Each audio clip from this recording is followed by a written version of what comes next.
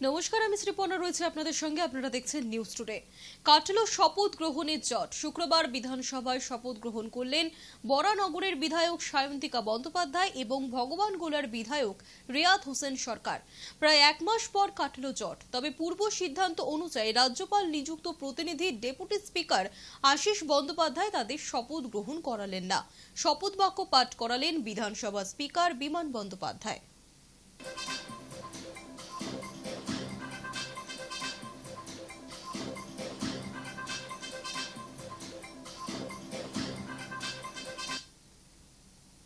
প্রাথমিক নিয়োগ দুর্নীতি মামলায় ওএমআর শিটের তথ্য উদ্ধার করতে অন্য সংস্থাকে দায়িত্ব দেওয়া হোক। কেন্দ্রীয় তদন্তকারী সংস্থা সিবিআইকে এমনই নির্দেশ দিল কলকাতা হাইকোর্ট। শুক্রবার বিচারপতি রাজাশেখর মান্থা সাফ জানিয়েছেন যে প্রয়োজনে টাটা কনসালটেন্সি সার্ভিসের বা উইপ্রোর মতো ভারতের প্রথম সারির তথ্য প্রযুক্তি সংস্থাকে সেই দায়িত্ব দিতে পারে সিবিআই। শুধু টিসিএস বা উইপ্রো নয়, সিবিআই যদি চায় তাহলে বিশ্বের যে কোনো তথ্য প্রযুক্তি সংস্থাকে সেই কাজের দায়িত্ব দিতে পারে বলে জানিয়েছে হাইকোর্ট। আর সেটার যাবতীয় খরচ পশ্চিমবঙ্গ সরকার এবং পশ্চিমবঙ্গের প্রাথমিক শিক্ষা পর্ষদকে দিতে হবে।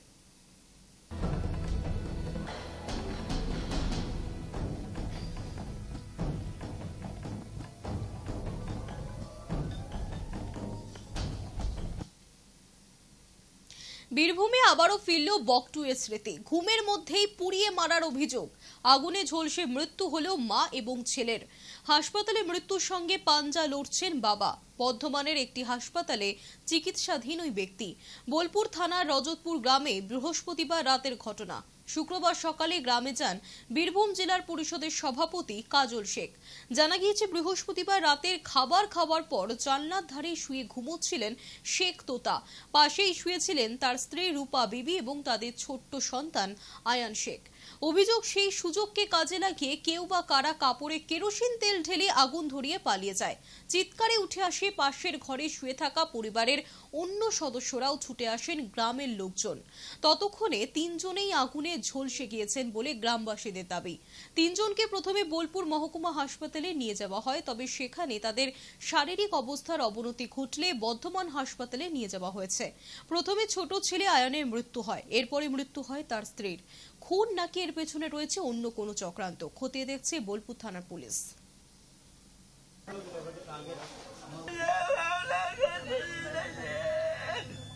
একটা 20 এরকম বাজবে, তখন আমি চিৎকার আওয়াজ শুনতে পাই। এবার আমি তখনই মানে আধ ঘন্টা হয়েছে ঘুমিয়েছি আমি, আমার ঘুমটা তো তাতে ভাঙছে না। আর কোথা থেকে আওয়াজ আছে কেউ বুঝতেও পারছে না। তারপরে কোনো রকম উঠলাম, দেখছি আমার বাড়িতে পুরো আগুন একদম দাও দাও করে জ্বলছে। আমার আব্বা আপনার ওই ধারে দরজাটা কোনো রকম খুলেছে, মা আপনার নিচেতে ছটফট করছে, ভাই বিছানায় ছটফট করছে। আর আমরা যখন মানে হসপিটালে নিয়ে গেলাম, হসপিটালে তো বর্ধমান ট্রান্সফার করলো। যখন বাড়ি আসছি তখন এখানে দেখতে পাই যে কেরোসিন দিয়ে আমরা জানলা দিয়ে আগুন লাগিয়ে দেওয়া হয়েছে। আমরা যে দৃশ্য দেখেছি এই দৃশ্য চোখে দেখা নয়। এবার এই দৃশ্যটা যে এরকম আজ জ্বর হয়েছে আর কারো হবে না, কিন্তু এই দৃশ্য আমাদেরকে তদন্ত করা দরকার। কিন্তু যেন এই দৃশ্য যেন কারো না হয় সেরকম তদন্ত করতে হবে, সেরকম ব্যবস্থা করতে হবে। দেখুন, এই পরিবারটা হচ্ছে আমার নিকটাত্মীয়। দীর্ঘদিন ধরে এই পরিবারটার সঙ্গে আমাদের নিবিড় সম্পর্ক আছে। যখনই ঘটনা ঘটে তখনই আমার আত্মীয় খোকন শেখ এখানে আসে এবং পাড়াপড়শি এসে একে উদ্ধার করে। তো ব্যাপারটা হচ্ছে এটা একটা মর্মান্তিক ঘটনা, দুঃখজনক ঘটনা। এই পরিবারটাকে নিরীহ পরিবার। এই পরিবারটার সঙ্গে কারো ব্যক্তিগত কোনো সত্য ছিল বলে আমাদের কোনো জানা নেই বা গ্রামবাসীরও জানা নেই। স্বভাবতই আমাদের বীরভূম জেলা পুলিশ প্রশাসন এবং বোলপুর আইসি থেকে শুরু করে এসডিপি সাহেব থেকে শুরু করে এ তদন্ত করছে এবং তদন্ত সাপেক্ষে সঠিক সত্য উদ্ঘাটিত হবে এবং তার দৃষ্টান্তমূলক শাস্তি হবে। এটাই আমরা পুলিশ প্রশাসনের দাবি করেছি এবং সেটাই হবে। উত্তরপ্রদেশের হাথরসে ধর্মীয় উৎসবে পদপৃষ্ট হয়ে মৃতদের কয়েকজন পরিবারের সঙ্গে দেখা করলেন লোকসভার বিরোধী দলনেতা রাহুল গান্ধী। জানালেন বিষয়টি নিয়ে লোকসভায় সরব হবেন তিনি। শুক্রবার সকালে প্রথম আলিগড়ের পিলাখনা গ্রামে যান রাহুল গান্ধী। পদপৃষ্ট হয়ে মৃত শান্তি দেবী এবং মঞ্জু দেবীর পরিবারের সঙ্গে দেখা করেন তিনি। এরপরে হাথরসের উদ্দেশ্যে রওনা হন। মৃতদের পরিবারের সদস্যরা পরে সংবাদ মাধ্যমকে জানিয়েছেন রাহুল গান্ধী তাদের আর্থিক সাহায্যের আশ্বাস দিয়েছেন। समझा रहे थे कि हम पार्टी के माध्यम से मदद करेंगे। अच्छा हाँ बोल रहे थे कि कभी ये कुछ नहीं कहा, बोले पूरी मदद करेंगे आप अच्छे से, यही समझा रहे। पूछताछ कर रहे थे कैसे क्या हुआ। अभी जब समापन हुआ तो वहाँ प्रशासन नहीं था ज्यादा, और फिर मेडिकल में भी ले गए तो वहाँ लापरवाही बहुत थी, वहाँ भी कोई सुविधा नहीं थी। हो सकता है मेरी भाभी कुछ आती, कुछ भी नहीं था, वहाँ बहुत लापरवाही है। यही कह रहे थे आपके परिवार के मतलब मदद करेंगे, आप सही से रहे। বর্তমানে মোবাইল ফোনের ব্যবহার অপরিহার্য, আর সেই মোবাইল ব্যবহার করতেই কালঘাম ছুটছে সাধারণ মানুষের। কারণ চলতি মাসের ৩ তারিখ থেকে আরও বেড়ে গিয়েছে মোবাইল ফোনের রিচার্জ। ভোট পরবর্তী সময় মোবাইলের রিচার্জের টাকা বেড়ে যাওয়ায় সমস্যায় গ্রাহকরা। অনেকে এই বিষয়ে না জানার ফলে দোকানে রিচার্জ করতে গিয়ে খাচ্ছে ভিমড়ি। ঝগড়া লাগছে দোকানদারদের সঙ্গে। অনেক গ্রাহকদের আবার দাবি ব্যবসায়ীরা নিজেদের ইচ্ছে মতো এই টাকা বাড়িয়ে নিচ্ছে। গ্রাহকদের দাবি অবিলম্বে এই রিচার্জের টাকা কমানো হোক।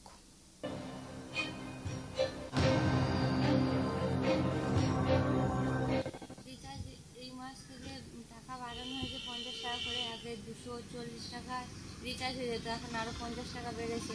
এখন তো সবারই মোবাইল দরকার হচ্ছে, বাচ্চাদের পড়াশোনা করতে সব কিছুতে মোবাইল লাগছে। এভাবে রিচার্জ বাড়ালে আমরা সাধারণ মানুষ কী করবো? একটু টাকাটা কমালে ভালো হতো। আর সবসময় তো ফোনের দরকার, তো এখন এত রিচার্জ করলে আমরা তো পারছি না রিচার্জ করতে।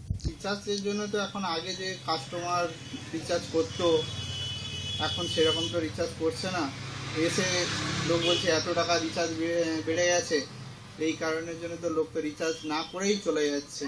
ব্যবসা তো ক্ষতি হচ্ছে। রিচার্জ আগে দেখা যেত 1000-1500 টাকা করে প্রত্যেক দিন সেল হতো, এখন তো লোক রিচার্জই করছে না। সেরকম তো আমরা চাইছি যে রিচার্জ একটু কমলে ভালো হয়, সবাই রিচার্জ করতে পারবে, গ্রাহক সবাই ব্যবহার করতে পারবে ফোনটা।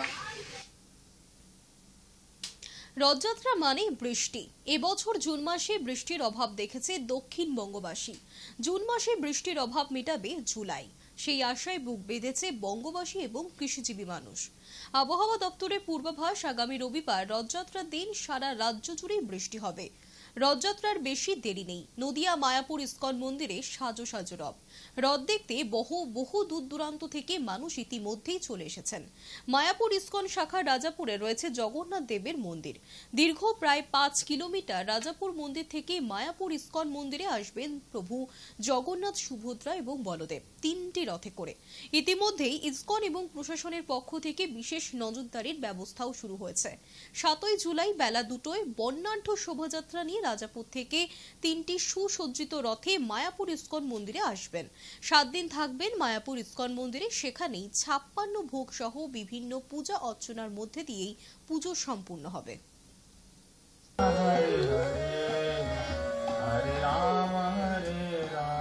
জয় জগন্নাথ। ইস্কন হেডকোয়ার্টার সিধা মায়াপুরে চিরাচরিত ধর্মীয় উৎসাহ উদ্দীপনার সঙ্গে এবং ধর্মীয় রীতিনীতি মেনে এই রথযাত্রা চলছে এবং এটি আন্তর্জাতিক রূপ পেয়েছে। সারা বিশ্বের মানুষ এই রথযাত্রায় অংশগ্রহণ করেন, জাতি ধর্ম বর্ণ নির্বিশেষে। এই রথযাত্রাকে কেন্দ্র করে মানুষের উৎসাহ উদ্দীপনা দিন দিন বর্ধিত হচ্ছে। জগন্নাথ মন্দির মায়াপুর থেকে 5 কিলোমিটার দূরে রাজাপুর গ্রামে, সেখানে ইস্কনের শাখা কেন্দ্র, সেখানেই জগন্নাথ দেব পূজিত হন।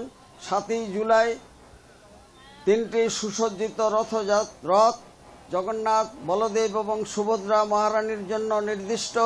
এই 3টি রথ সেখান থেকে বেলা 2টোর সময় ছাড়বে এবং বর্ণাঢ্য সংকীর্তন শোভাযাত্রা সহকারে দেশ বিদেশের হাজার হাজার ভক্তবৃন্দের সম্মিলিত জগন্নাথ জয় জগন্নাথ ধ্বনিতে চলে আসবে ইস্কন মায়াপুরে এবং এখানে অস্থায়ী মাসির বাড়িতে অবস্থান করবেন।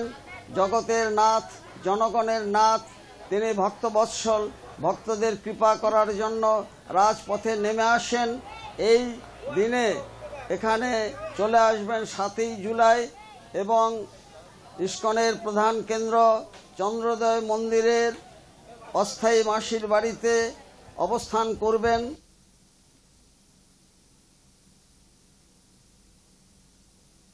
স্কুলের ছাদ থেকে চুইয়ে পড়ছে বৃষ্টির জল। আলিপুরদুয়ারের শিশু শিক্ষা কেন্দ্রের ছাদ থেকে বৃষ্টির জলে ভাসছে শ্রেণীকক্ষ। ব্যাহত হচ্ছে স্কুলের পঠন পাঠন। হুঁশ নেই বিডিওর। চুইয়ে জল পড়ছে অনবরত, বই খাতা সব ভিজে একসা, ভাসছে মেঝে। গোটা ঘর জুড়ে স্যাঁতস্যাঁতে অস্বাস্থ্যকর পরিবেশ। তার চেয়েও বড় কথা, যে কোনো সময় হুড়মুড়িয়ে ভেঙে পড়তে পারে স্কুলের ছাদ। জখম হওয়া বিচিত্র নয়, ঘটতে পারে প্রাণহানিও। শুনলে অবাক হবেন, আলিপুরদুয়ারের কুমারগ্রাম ব্লকের ভলকা চড়াইমহল শিশু শিক্ষা কেন্দ্রের শ্রেণীকক্ষের হাল ঠিক এমনই।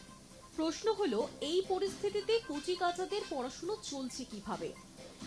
আর বৃষ্টি নামলে স্কুলের বারান্দায়, না নামলে আশেপাশের খোলা জায়গায় চলছে পাঠদান। পড়ুয়াদের প্রাণের ঝুঁকি তো আর নেওয়া যায় না। শিক্ষকরাই বা প্রাণ হাতে নিয়ে আর কতদিন পড়াবেন এভাবে? কয়েক বছর থেকে জল পড়ে যাচ্ছে, তো বাচ্চাদের নিয়ে তো আমরা খুব রিস্কে আছি। এখানে দেখলাম যে ঘরের মধ্যে জল ঢুকে আছে, তাহলে বাচ্চারা পড়াশোনা কোথায় করছে? ওই আমরা বারান্দায় বা সাইডে একটু জায়গা নিয়ে বসি। কুমারগ্রাম ব্লকের ভলকা বারবিশা 2 নম্বর গ্রাম পঞ্চায়েত এলাকায় শিশু শিক্ষা নিয়ে এতটাই ছেলে খেলা চলছে, সামান্য কদিনের ব্যাপার নয়। কয়েক বছর ধরে ভলকা চড়াইমহল শিশু শিক্ষা কেন্দ্রের দশা এরকমই বেহাল। বিডিওকে বারংবার মৌখিক এবং লিখিতভাবে জানিয়েও কোনো ফল হয়নি। তিনি নাকি কথা কানেই তুলছেন না, অভিযোগ প্রধান শিক্ষিকার। বিডিও তো শুধু বলছে যে আসবে স্কুলে, এখন পর্যন্ত আসেওনি। এই কয়েকদিন আগে 1 সপ্তাহ ওখানে আবার দিয়ে দিলাম, অ্যাপ্লিকেশন করে আসছি, তো স্কুলেও আসছে না, দেখছেও না। আমার স্কুল থেকে তো কয়েক বছর থেকে জল পড়ে যাচ্ছে, তো বাচ্চাদের নিয়ে তো আমরা খুব রিস্কে আছি। তো আমরা কমপ্লেন করছি বারবার বিডিওর কাছে, কিন্তু বিডিও তো কোনো কথাই শুনছে না। যথোপযুক্ত কক্ষের অভাবে খোলা আকাশের নিচে পঠন পাঠন এদেশে কোনো ব্যতিক্রমী ঘটনা নয়, এ তো আকচারি লক্ষ্য করা যায়। কিন্তু ঘোর বর্ষায় শিশু শিক্ষার্থীরা কি ভিজে ভিজে পড়াশোনা করবে? প্রশ্নটা কুমার গ্রামের বিডিও মশাইয়ের উদ্দেশ্যে, প্রশ্নটা রাজ্যের শিক্ষা দপ্তরের উদ্দেশ্যে। High News Network. ছাদ চুইয়ে জলপাইগুড়ি সহ উত্তরে চলছে ভারী বৃষ্টি। শুক্রবার থেকে রবিবার পর্যন্ত জলপাইগুড়ি সহ উত্তরের সবকটি জেলার উপর কমলা সতর্কতা জারি করেছে কেন্দ্রীয় আবহাওয়া অফিস।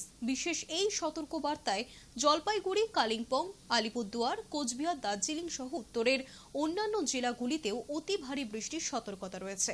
শুক্রবার সকাল থেকে চলছে অবিরাম বৃষ্টি, যে কারণে ইতিমধ্যেই তিস্তা সহ অন্যান্য নদীগুলোর জলস্তর যেমনই বাড়ছে, সেই সঙ্গে ডুয়ার্সের বিভিন্ন পাহাড়ি নদীগুলিতে হড়পা বানের আশঙ্কা রয়েছে।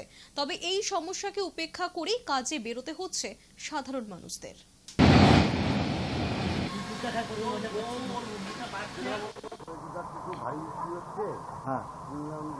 আমরা তো বাইরে বেরোতেই হবে, অফিস থাকে। আর শুনলাম যে কমলা সতর্কতা দিয়েছে, তাহলে খুবই অসুবিধা, উপায় নেই, বেরোতেই হবে। জমির কাজ করবো থাকি বৃষ্টি। আমি যে ঘুম থেকে উঠলাম তারপর থেকে একটু হেভি রেডি হচ্ছে। দোকানবাড়ি না করলে তো পেট চলবে না। খুব প্রচুর ধরে বৃষ্টি হচ্ছে, কালকে রাত 9টার থেকে বৃষ্টি শুরু। আমরা বুঝতে পারতেছি আমাদের যে প্রতিবারটা নাই, বৃষ্টির মধ্যে বসে আছে, আশায় কেউ আসবে, প্রতিবারটা হবে, কিন্তু কি করবো, বৃষ্টির জন্য তো কেউ আসবে না। ভোট প্রচার চলাকালীন সাগরদিঘি ব্লকের কাবিলপুর অঞ্চলের বেশ কিছু মানুষ সেখানকার রাস্তা নির্মাণের দাবি জানিয়েছিলেন জঙ্গিপুর লোকসভার সাংসদ খলিলুর রহমানের কাছে। কথা রাখছেন সাংসদ। দিল্লি সংসদ ভবন থেকে দ্বিতীয়বারের সাংসদ হিসেবে শপথ গ্রহণ করে ফিরে শুক্রবার পরিষদের সভাপতি, জেলা পরিষদের অ্যাসিস্ট্যান্ট ইঞ্জিনিয়ার, সাগরদিঘি ব্লকের বিডিও, সাগরদিঘি ব্লকের পঞ্চায়েত সমিতির সভাপতি সহ অঞ্চলের জনপ্রতিনিধিদের সঙ্গে নিয়ে রাস্তাটি পরিদর্শন করলেন সাংসদ। দ্রুত যাতে রাস্তাটির কাজ শুরু হয় সেই বিষয়ে আধিকারিকদের নির্দেশ দিয়েছেন তিনি।